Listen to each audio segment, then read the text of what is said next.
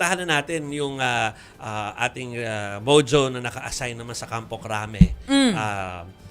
Maseano at Chiki, si Jazz Paredes na nag-abang doon sa pagdating nga dyan sa CIDG kanina ni Senator Jinggoy at saka siyempre yung pag-alis nga papunta ng Sandigan Bayan.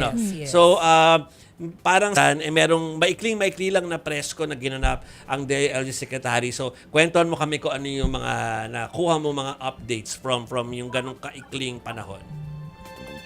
Yes, Joey Chiki Maceno. So before the press briefing, ikwento ko lang sa inyo yung series of events na nangyari while we're waiting dito sa CIDG office sa Campo Crame. So at first, nung narinig natin yung press con ni Jinggoy Estrada doon sa Senado, ay narinig natin yung kanyang huling sinabi na I will now proceed to the CIDG office at nakita natin doon si DILG Secretary John Vic Remulla na in-escort siya palabas ng Senado. Pero before that, nag-aabang kami doon dito sa National Headquarters for a press briefing with Remulla. We were not aware na pupunta siya direkta doon sa Senado para nga escort itong si Senator Jinggoy Estrada. And while we're waiting, dumating siya at exactly 4:18 p.m. dito sa CIDG office. Una nating nakitang pumasok si DILG Secretary John Vic Remulla, followed by Senate President Alan Peter Cayetano, at saka na pumasok itong si Senator Jinggoy Estrada. Hindi tayo nakapasok agad sa loob dahil nga doon sa nangyari kanina talagang nagkagulo, no? So nagsiksikan ang mga tao na gusto rin sa media, and isa tayo doon sa nakisiksik, and unfortunately bumigay yung sliding door, yung pintuan mismo ng CIDG office, nabasag yung mismong salamin. Sa sobrang siksikan, so we had to move back for safety kasi babagsak na talaga yung pintuan. So, after moving back, hinawakan pa yun ng kapulisan ng CIDG. Pero ayun nga, completely bumagsak na siya. And right after that, nag-wait kami for a few minutes.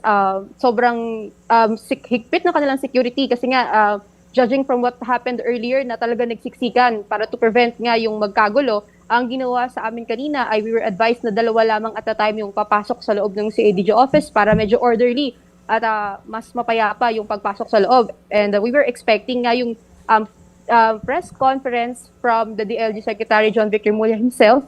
And nagintay tayo for a while. Tapos ang nakuha nating info, Joey Chiki Mase, around 5:23 sumakay na sa coaster si Senator Jinggoy Estrada, and 5:24 exactly umalis na yung kanyang convoy. So judging doon sa 4:18 arrival, tapos 5:24 umalis. So more than an hour lang siya. So sumaglit lang talaga siya dito sa CIDG. Hindi pa pinakita, ni-release yung mugshot, pero kinuha yung kanyang medical records, mugshot, fingerprint, biometrics, and kasama yun sa napag-usapan sa press briefing kanina, no? Ang isa dyan sa mga napag-usapan yung kanilang medical check-up. And yung una nating nakuhang information, si DPWH Secretary Manuel Bono, ang ex-DPWH, ay dinala siya sa ospital, sinugot siya sa ospital dahil mataas daw yung kanyang BP, may hypertension. So, ang dinala siya doon sa ospital, we're confirming kung anong ospital ito, pero imminent na siya for stroke. So, dinala siya sa ospital, sinugot siya doon, at sinabi naman ni John Vic Remulla kanina na highly secure naman yung place or yung ospital habang nagpapagaling siya. Meanwhile, si Senator Jinggoy Estrada naman daw is in good health. So maganda yung kanyang kalagayan. So hindi pa na-discuss kung paano yung kanyang sinasabing knee replacement surgery, pero sabi nga sa mga naunang press briefing, it's up to the Sandigan Bayan yung paano yung kanila magiging desisyon.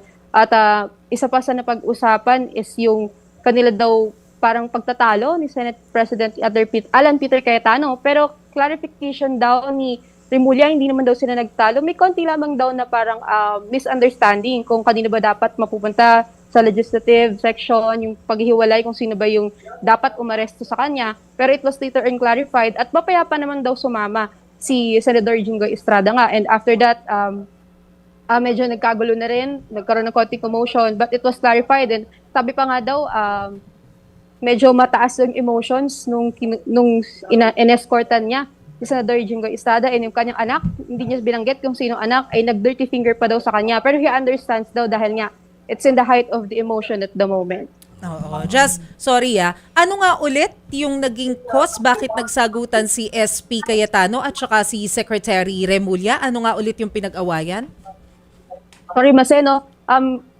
I have to clarify yet kung ano yung pinag-awayan nila, pero it's something about the legislative section, kung sino ba yung mamamahala dun sa kanyang pag-aaresto, dahil nga pinag-usapan din yung Senate Protective Order. Pero ang sabi nga ni ni D.L. Secretary John Vic Remulla, ay hindi daw yan pasok dahil nga it only applies kapag while the Senate is in session at kapag under 6 years yung kanyang imprisonment. So, hindi daw to applicable. Although nung una ayaw daw, not necessarily ayaw i-turn over, pero nung una parang ayaw pa siyang ibigay, parang meron pang pinag-uusapan kung ibibigay ba kay Remulla. Pero later on, in-explain nga niya na hindi ganun yung nakasaad sa batas na oras nga na may warrant, kailangan siyang arestuhin. Although hindi naman si Estrada yung nagre-resist na sumama dahil nga sa press con pa lang, judging from his press con, hindi nga siya magpapasailalim sa Senate Protective Custody. So, hindi naman na-apply to.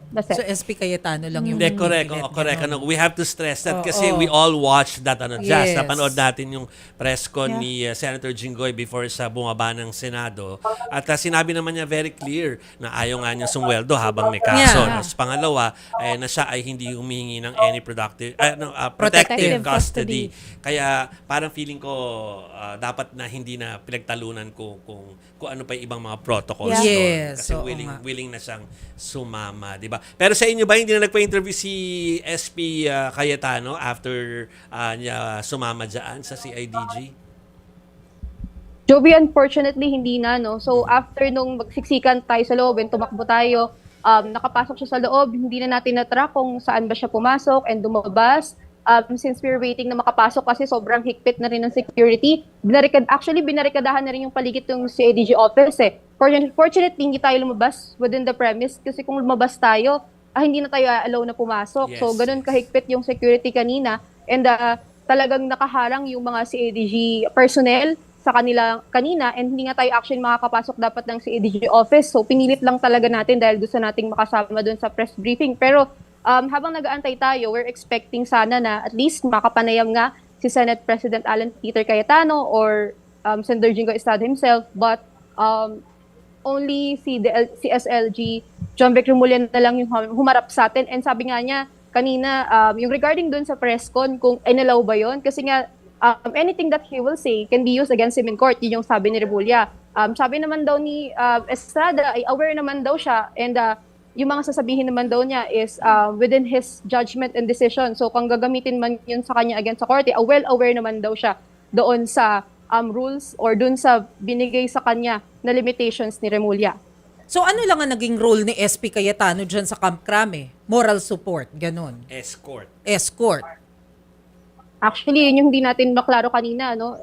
We're trying talaga na makalapit and ask him kung ano yung kanyang role sa pagdating dito. Dahil nga, di rin natin in-expect na paglabas ng sasakyan, si Senate President pala yung pangalawang lalabas.